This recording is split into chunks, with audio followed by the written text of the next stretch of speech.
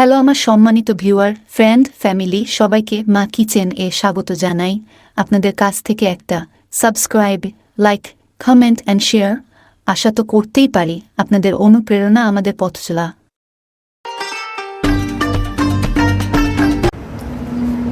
আসসালামু আলাইকুম viewers, welcome to my মা কিচেন। ভিউয়ার্স, আমি আজকে আপনাদের দেখাবো নোয়াখালীর খুব ঐতিহ্যবাহী একটি রান্না, শসা দিয়ে নারকেল দিয়ে শসা রান্না। এই রান্নাটা কিন্তু খুবই মজার হয়। যারা রান্না করেননি তারা অবশ্যই ট্রাই করবেন। চলুন তাহলে দেখিনি কিভাবে এই রান্নাটা করব।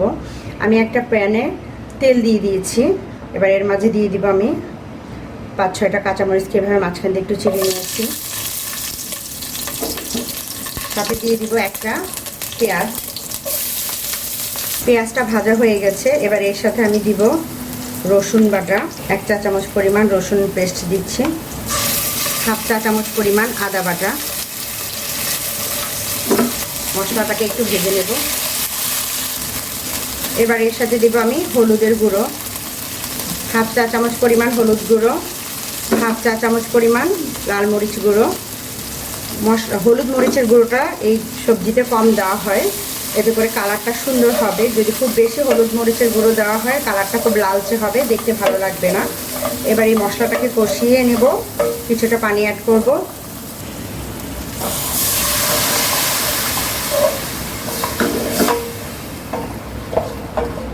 সাথে দিয়ে দিব আমি 1/2 চা চামচ পরিমাণ ভাজা জিরার গুঁড়ো।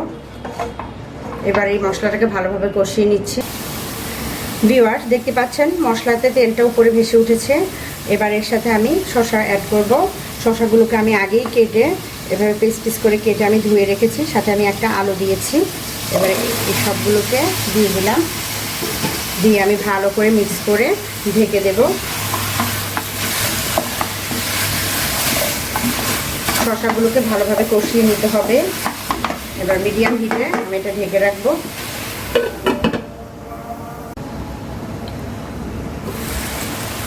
দেখতে পাচ্ছেন শসাটা খুব ভালো করে কষানো প্রায় হয়ে এসেছে।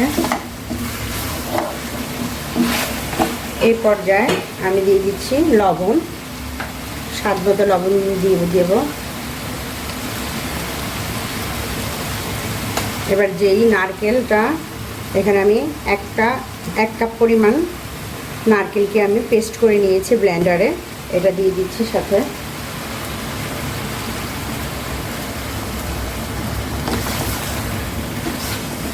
এবার এই নারকেলের সাথে আমি আরও কিছুক্ষণ কষিয়ে নেব। নারকেল থেকে একটা তেল উঠবে, দেখবেন সুন্দর নারকেলের তেলটা ছড়াবে।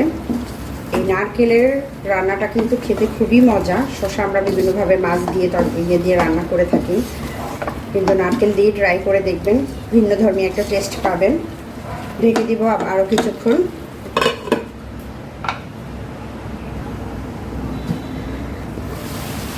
ভিউয়ার্স, দেখতে পাচ্ছেন শসাটা সুন্দরভাবে কষানো হয়ে গেছে। এবার এই পর্যায়ে দিয়ে দিব আমি কিছু টমেটো। এখানে আমি ফ্রোজেন টমেটো ইউজ করেছি, আমার কাছে এটাই ছিল, আপনি ফ্রেশটাও ব্যবহার করতে পারেন। কিছু টমেটোর পিস দিয়ে দিলাম, দিয়ে নেড়ে চেড়ে আরও 2-1 মিনিট এটাকে কষিয়ে নেব।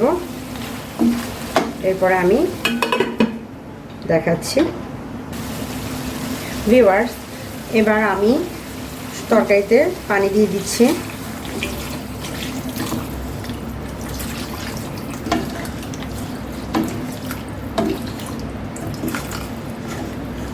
শসাটা সিদ্ধ হওয়ার জন্য যতটুকু পানি প্রয়োজন এখানে আমি পানিটা দিয়ে দিচ্ছি আর ঢেকে দিব। আপনারা যারা ঝাল খেতে পছন্দ করেন তারা কাঁচামরিচের পরিমাণটা আরও বাড়িয়ে নেবেন। এবার ঢেকে দিব কিছুটা সিদ্ধ হওয়া পর্যন্ত। ভিউয়ার্স, দেখতে পাচ্ছেন তরকারিটা প্রায় অনেকটাই হাফ সিদ্ধ হয়ে গেছে। এবার এই পর্যায়ে আমি দিব আগে থেকে ভেজে রাখা মাছ।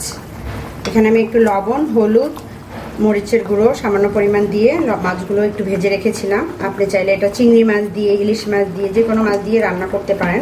আমি এখানে রুই মাছ ব্যবহার করেছি। এবার এই মাছগুলো দিয়ে দিলাম। মাছটা আগে দিতে যাবেন না, তাহলে মাছটা কিন্তু বেশি সেদ্ধ হয়ে ভেঙে যাবে, কাটা ছিঁড়ে যাবে। তাই মাছটা নামানোর কিছুক্ষণ আগে দিবেন, এতে করে মাছটা আস্ত থাকবে, ভাঙবে না। এবার আমি সাথে দিয়ে দিচ্ছি আরও কিছু কাঁচামরিচ। আমার কাছে মনে হলো আরেকটু ঝাল হলে ভালো হয়, যেহেতু নারকেলের একটা মিষ্টি ভাব আছে, সেক্ষেত্রে এই জন্য আমি কাঁচামরিচটা আরও কিছু বাড়িয়ে দিলাম। এবার অপেক্ষা করবো পুরোপুরি রান্নাটা হয়ে যাওয়া পর্যন্ত। আমার তরকারিটা প্রায় হয়ে গেছে। এইরকম ঝোল ঝোল অবস্থায় এটাকে নামাতে হবে, খুব বেশি শুকানো যাবে না ঝোলটা, এতে করে যে নারকেলের টেস্টটা পাওয়া যাবে না। আপনি একটু ঝোল ঝোল রাখলে নারকেলটা কিন্তু একটু পরে জমে যাবে। চুলাটা আমি অফ করে দিচ্ছি, দেখতেই পাচ্ছেন এরকম মাখা মাখা ঝোলঝোল হবে। আর শসাগুলো পুরোপুরি সেদ্ধ হয়ে গেছে। এই সবজিটা বেশি ভালো লাগে হচ্ছে ইলিশ মাছ দিয়ে রান্না করলে, তারপর অন্য মাছ দিয়েও ভালো লাগে, চিংড়ি মাছ, রুই মাছ। আপনারা বাসায় ট্রাই করবেন, আশা করি সবার ভালো লাগবে। আর এই অবস্থা আপনি ধনে পাতাও দিতে পারেন, আমি এইভাবেই রাখছি। কেউ বাগার দিতে চায় বাগার দিতেও পারেন, পেঁয়াজ রসুন দিয়ে হালকা একটু বাগারও দিতে পারেন, সবভাবেই ট্রাই করতে পারেন। আশা করি রেসিপিটি সবার ভালো লেগেছে। ভালো লাগলে আমার চ্যানেলটি সাবস্ক্রাইব করবেন। সবাই ভালো থাকবেন, সুস্থ থাকবেন, আর বাসায় অবশ্যই মজার মজার রেসিপি তৈরি করে খাবেন। আল্লাহ হাফেজ, দেখা হবে পরের রেসিপির সাথে। হ্যালো আমার সম্মানিত ভিউয়ার, ফ্রেন্ড, ফ্যামিলি সবাইকে মা কিচেন এ স্বাগত জানাই। আপনাদের কাছ থেকে একটা subscribe, like, comment and share আশা তো করতেই পারি। আপনাদের অনুপ্রেরণা আমাদের পথ চলা।